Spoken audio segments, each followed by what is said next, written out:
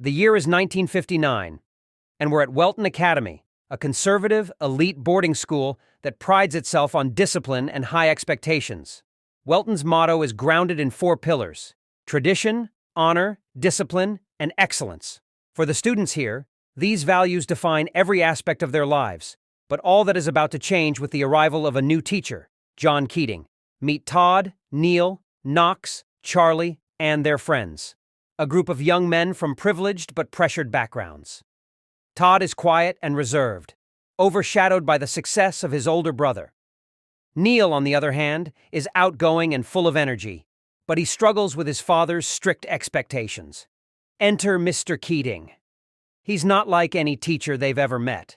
He walks into his first class with a whistle, disrupting the formal silence with an energy that's almost rebellious. Right from the start, he challenges his students to see life differently. Carpe Diem, he tells them. Seize the day. To these boys, it's a radical idea, pushing them to make their lives extraordinary, to think for themselves, and to look beyond the path that's been set for them. Neil in particular feels a spark of inspiration, and though Todd is slower to open up, he too is drawn to Keating's message. Soon, the boys discover an old-school yearbook and learn that Keating himself was once a student at Welton. They find out he was part of a secret group called the Dead Poets Society, a gathering of students who would meet in a hidden cave to read poetry and share their thoughts freely. Inspired, they decide to revive the Dead Poets Society themselves. Night after night, they sneak out, meeting in the cave, reciting poetry, laughing, and sharing dreams they've kept hidden. For the first time, they feel like they can express who they really are.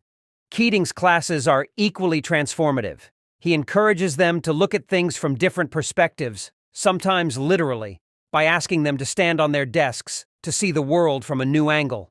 He even has them rip out textbook pages to break free from rigid ideas. His methods may be unorthodox, but for his students, they're a breath of fresh air. Knox, one of the boys, becomes inspired to pursue his own path, which leads him to Chris, a girl he's admired from afar. With Keating's words in mind, he finally works up the courage to reach out, though it doesn't go as smoothly as he'd hoped. For Knox, Carpe Diem is his way of facing fear and embracing life. Neil's journey, however, is more complicated. He discovers a passion for acting, but his father insists he should focus on becoming a doctor. Despite the tension, Neil auditions for a local play, A Midsummer Night's Dream, and lands a role. For a brief moment, he finds happiness and a sense of purpose on stage, although his father's disapproval casts a heavy shadow over him. Under Keating's guidance, Todd finds his voice, Knox gains the courage to pursue love, and Neil begins to follow his own dreams. These boys are discovering parts of themselves they've never had the chance to explore before. But not everyone sees Keating's influence as positive. Headmaster Nolan, suspicious of his methods, starts keeping a closer watch on him. Keating's impact is undeniable, yet it creates tensions within the rigid structure of Welton.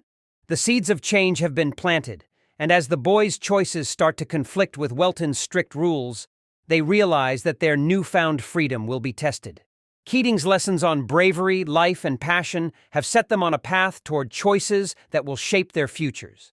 But at a place like Welton, challenging tradition often comes at a high cost. In this movie, do you think the plot twist revealed that the conventional educational practices should still be maintained in the modern times, or should there be some changes?